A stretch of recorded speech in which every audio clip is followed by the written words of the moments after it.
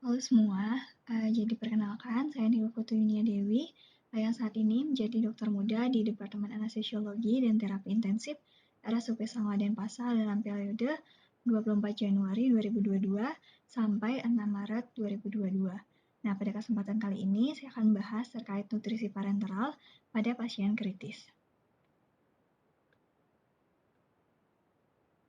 Nah, apa itu nutrisi parenteral? Di mana nutrisi parenteral merupakan suatu nutrisi yang diberikan melalui jalur intravena, di mana nutrisi ini secara umum dipilih ketika jalur oral maupun enteral sudah tidak dapat digunakan atau dikontraindikasikan. Barulah kita memilih untuk menggunakan jalur parenteral. Nah, untuk detail indikasinya kita dapat lihat berdasarkan guideline yang dikeluarkan oleh ASPEN pada tahun 2019 yang merupakan guideline terbaru di mana yang rekomendasi terkait dari parenteral nutrition ini ada di bagian rekomendasi 6, di mana pada kasus adanya kontraindikasi untuk pemberian nutrisi secara oral maupun enteral, maka pemberian parenteral ini harus dipertimbangkan ketika sudah mencapai di hari ketiga sampai ke hari ketujuh, di mana pada konsensus ini memiliki rekomendasi tingkat B. Kemudian untuk konsensus kedua, rekomendasi kedua yang terkait dengan penggunaan nutrisi parenteral, yaitu penggunaan nutrisi parenteral ini secara dini dan juga progresif ini dapat dilakukan dalam hal atau dalam kasus adanya kontraindikasi terhadap pemberian nutrisi enteral pada pasien-pasien yang mengalami malnutrisi. Jadi, kita tidak perlu menunggu sampai 3 atau 7 hari setelahnya, tapi dapat diberikan segera dan juga progresif apabila memang pasien memiliki kondisi malnutrisi dan kontraindikasi terhadap pemberian enteral nutrition, di mana dari grade rekomendasinya adalah rekomendasi kuat.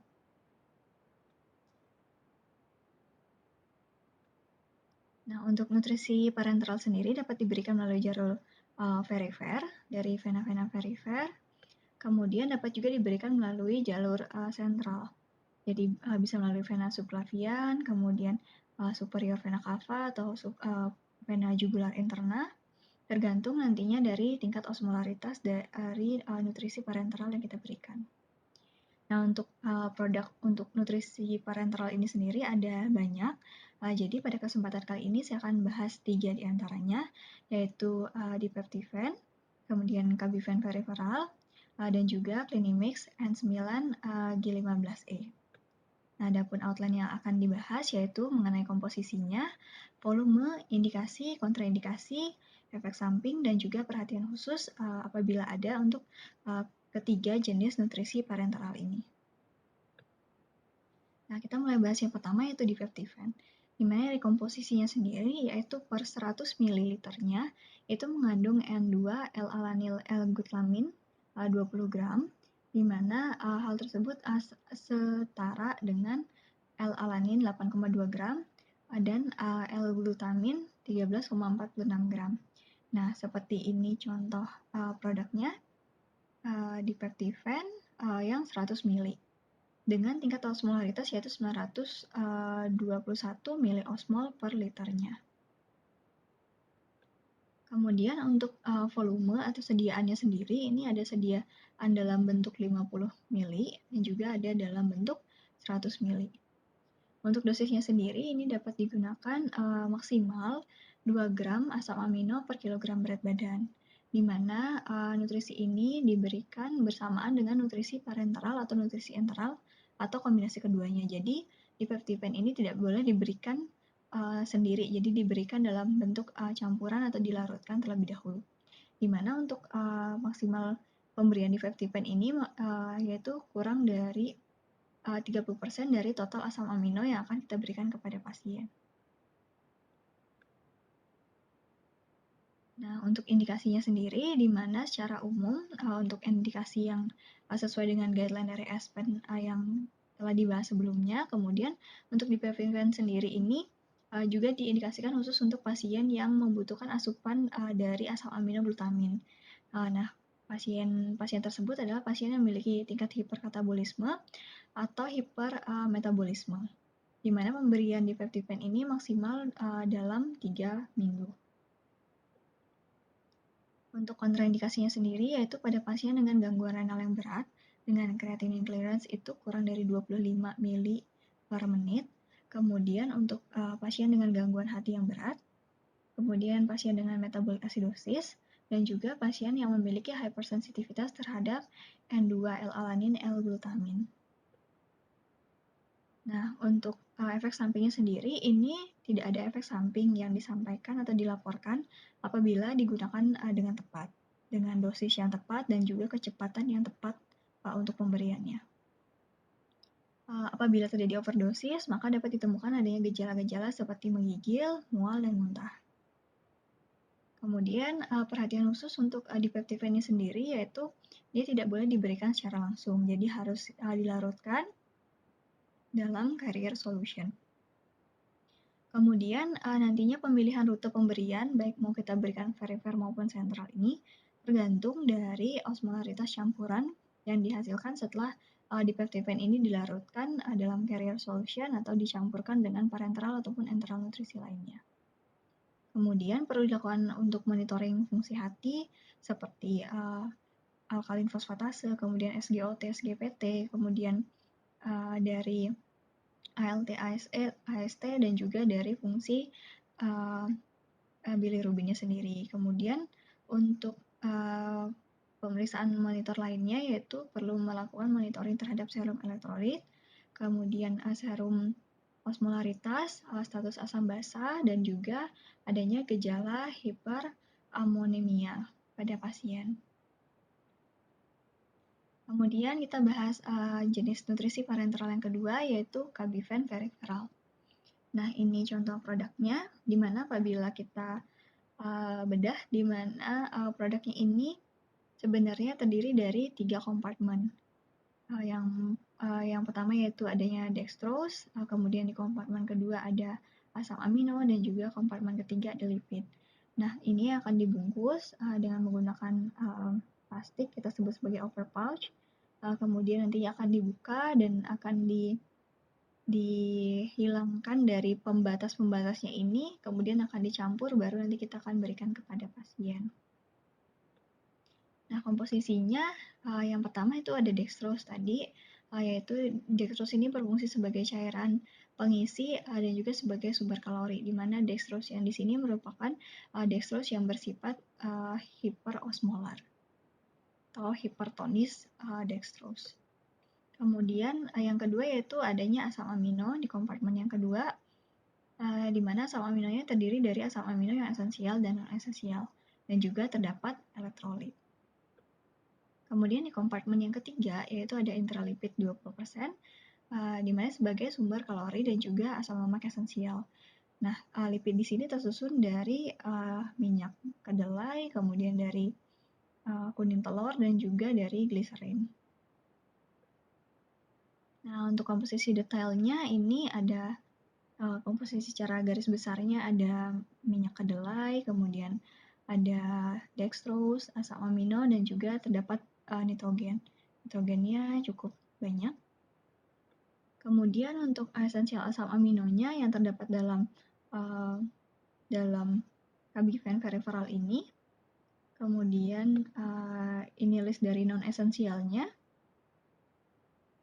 Kemudian untuk elektrolit yang terkandung dalam Kabifen Periferal ini,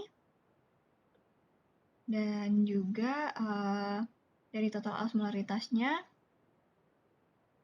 yaitu 750 osmol per liter. Kemudian untuk sediaan dan volume dari sediaannya itu ada yang dalam kemasan 144 ml, kemudian ada yang dalam kemasan 1920 ml dan juga 2400 ml.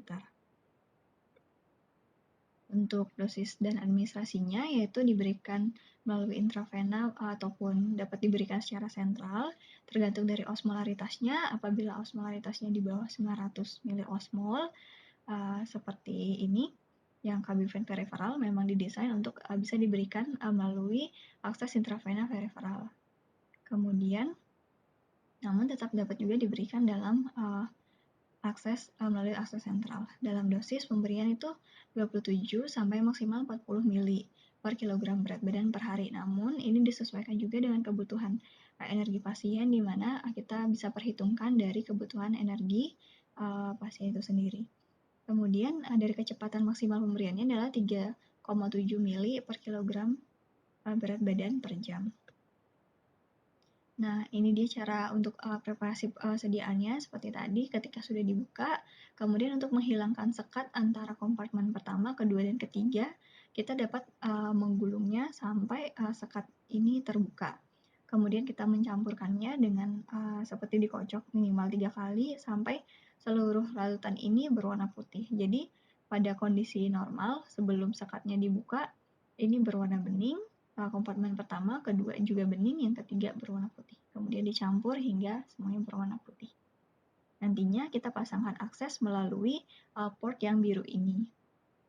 Kemudian apabila ingin ada penambahan untuk nutrisi yang akan diberikan, misalnya ingin penambahan proteinnya, kita bisa masukkan melalui port yang berwarna putih ini. Kemudian untuk indikasinya sendiri, yaitu untuk Kabifen ini diindikasikan sebagai sumber kalori, protein, dan elektrolit dan juga asam lemak esensial untuk orang dewasa yang membutuhkan parenteral nutrisi ketika nutrisi per oral dan juga enteral itu tidak memungkinkan atau tidak mencukupi atau dikontraindikasikan. Nah, misalnya kontraindikasikan ini pada kasus-kasus pasien yang memang mengalami pasca operasi di saluran cerna yang memang saluran cernanya mesti diistirahatkan untuk beberapa hari, sehingga kita pilih untuk pemberian nutrisi parenteral terlebih dahulu sampai saluran cernanya sudah pulih untuk mulai kita berikan nutrisi secara enteral maupun per oral. Kemudian khususnya untuk pasien-pasien dengan defisiensi asam lemak esensial dan juga dengan pasien yang mengalami negatif nitrogen balance, bisa kita bantu perbaiki dengan menggunakan Kabifen, khususnya Kabifen yang baik parenteral, Kabifen yang perifer, ataupun Kabifen yang osmolaritasnya lebih tinggi yang dapat diberikan melalui akses sentral. Untuk kontraindikasinya sendiri, yaitu pasien dengan hypersensitivitas terhadap komponen-komponen dari Kabifen ini sendiri, yaitu seperti hypersensitivitas terhadap telur, protein kedelai, protein kacang, jagung, dan produk jagung karena ini mengandung dextrose, kemudian dan substansi aktif yang ada di produk ini. Kemudian untuk pasien yang memiliki hiperlipidemia yang berat atau penyakit metabolisme lemak yang berat dengan jumlah serum trigliserida itu lebih dari 1000 mg per desiliter. Kemudian pada pasien dengan gangguan metabolisme asam amino secara kongenital. Kemudian adanya instabilitas pada kardiopulmoner dan hemophagocytic syndrome. Nah, disampaikan juga adanya peringatan bahwa adanya laporan adanya kematian pada bayi-bayi atau infant yang preterm pada pemberian Kabifen ini, di mana sebenarnya belum diketahui keamanan untuk pemberian dari nutrisi parenteral khususnya Kabifen ini pada anak-anak. Sehingga namun dilaporkan adanya kematian pada bayi-bayi yang memang preterm dan juga low birth weight yang tidak mampu mentoleransi dari emulsi lemak ini, sehingga perlu diperhatikan dan tidak direkomendasikan untuk penggunaan pada anak-anak di usia di bawah 2 tahun. Kemudian dari efek sampingnya sendiri yaitu ada hiperglikemia, hypoglikemia, hypokalsemia, hypokalemia, kemudian demam, dan juga adanya peningkatan dari kadar trigliserida darah. Kemudian untuk perhatian khusus yang diperlukan pada pemberian Kabifen periferal ini yaitu tidak boleh diberikan bersamaan dengan ceftriaxone. Dalam hal ini yaitu diberikan bersamaan, benar-benar bersamaan, namun secara bergantian boleh. Ketika misalnya kita berikan ceftriaxone terlebih dahulu, namun perlu di flush terlebih dahulu, dibersihkan dulu, baru nantinya kita lanjutkan dengan pemberian dari Kabifen ini. Jadi satu port itu boleh, namun pemberian secara bersamaan tidak boleh karena dapat menyebabkan pengkristalan. Kemudian dia tidak boleh untuk digunakan pada set line atau IV line yang memang mengandung DIHP. Kemudian pada pasien yang memiliki gangguan ginjal perlu dilakukan perbaikan kadar dari elektrolit dan juga cairannya terlebih dahulu sebelum pemberian dari Kabiven ini. Kemudian perlu dilakukan monitor juga terhadap kadar cairan dan juga elektrolit selama pemberian. Kemudian pada pasien-pasien yang memiliki diabetes perlu dilakukan monitoring dari kadar gula darahnya selama pemberian. Kemudian pada pasien dengan kadar trigliserida yang lebih dari 400 mg per desiliter itu perlu kita kurangi dari dosis Kabiven ini dan juga kita perlu memonitor dari serum trigliseridanya. Kemudian kita lanjut ke contoh dari yang ketiga yaitu parenteral nutrition yaitu produknya Clinimix N9G15E. Ini contoh produknya. Nah, di mana dia tersedia dalam bentuk flexi bag dengan volume yaitu 1000 ml. Apabila kita bedah dari bagnya sendiri, ini terdiri dari 2 kompartemen.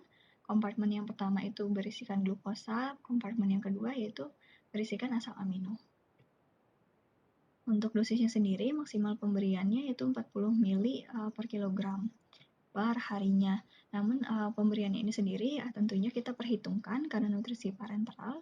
Kita harus perhitungkan dari kebutuhan energi dari pasien, kemudian di adjustment juga dengan kondisi stres yang dialami pasien, misalnya pasca operasi atau memang pasca trauma, sehingga nutrisi parenteral yang kita berikan ini tidak menimbulkan komplikasi seperti overfeeding syndrome dan dapat bermanfaat kepada pasien tentunya. Kemudian dengan pemberian kecepatan itu maksimal 3 ml per kilogram berat badan per jam. Untuk komposisinya sendiri itu 75 gram glukosa dalam 1 liter itu sebenarnya ada 150 gram karena tadi 1 liter setengahnya 500 gramnya adalah glukosa dan 500-nya adalah asam amino.